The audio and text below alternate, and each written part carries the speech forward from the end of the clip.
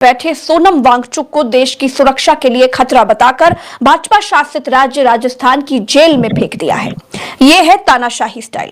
आप देखिए इंदिरा गांधी वाला स्टाइल।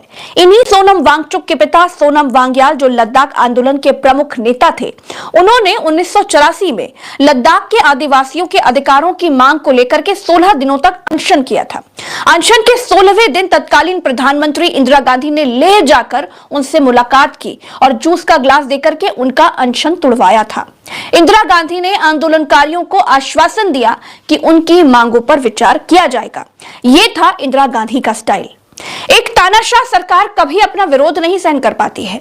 जरा से विरोध पर लाठी चलवा देती है, लोगों को उठा करके जेल में फेंकवा देती है और एक लोकतांत्रिक सरकार अपने नागरिकों का हाल जानने जमीन पर उतर जाती है।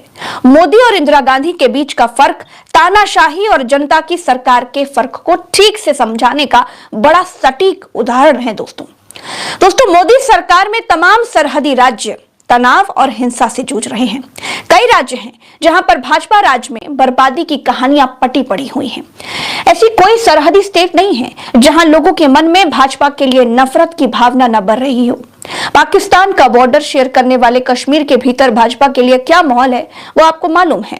पहलगाम हमले के बाद मोदी के वहां जाने की हिम्मत नहीं हो पाई। पूर्वोत्तर में म्यांमार से सरहद शेयर करने वाला मणिपुर भाजपा राज में जल गया। वहां महिलाएं निर्वस्त्र घुमाई गई।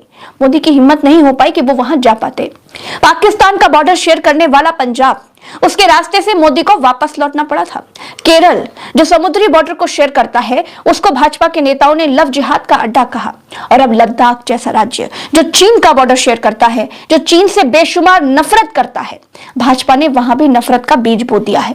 सोनम वांगचुक पर राष्ट्रीय सुरक्षा कानून यानी NSA यानी नेशनल सिक्योरिटी एक्ट लगाकर लद्दाख से उठा करके राजस्थान की जोधपुर जेल में डाल दिया गया है, जिसको भाजपा नेशनल सिक्योरिटी के लिए खतरा बता रही है।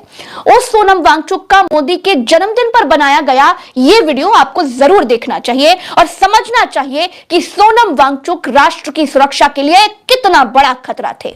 मोदी जी को हैप्पी बर्थडे और जन्मदिन की शुभकामनाएं।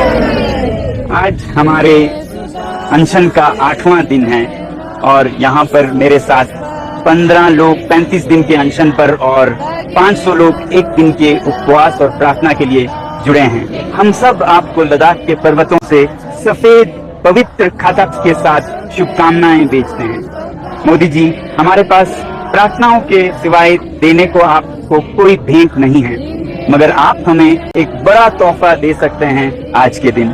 आपको याद होगा कि 5 साल पहले संसदीय चुनाव और फिर हिल काउंसिल के चुनाव में आपने लद्दाख के जनता से एक बड़ा वादा किया था कि आप लद्दाख को और लद्दाख के संवेदनशील पर्यावरण, जलवायु और संस्कृति को संरक्षित करेंगे संविधान के 6वें शेड्यूल में। और हमारी हमेशा उम्मीद रही है कि आप हमें अन्य नागरिकों की तरह लोकतंत्र भी देंगे स्टेटहुड के तौर पर।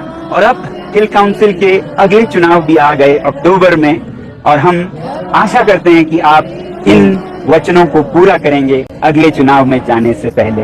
लद्दाख के हर नागरिक, बल्कि यहाँ के पशु पक्षी, फूल पौधे, पर्वत, नदी, ग्लेशियर्स सब आपके आभारी रहेंगे और आपको फिर से बहुत बहुत शुभकामनाएं और जुले हैप्पी बर्थडे।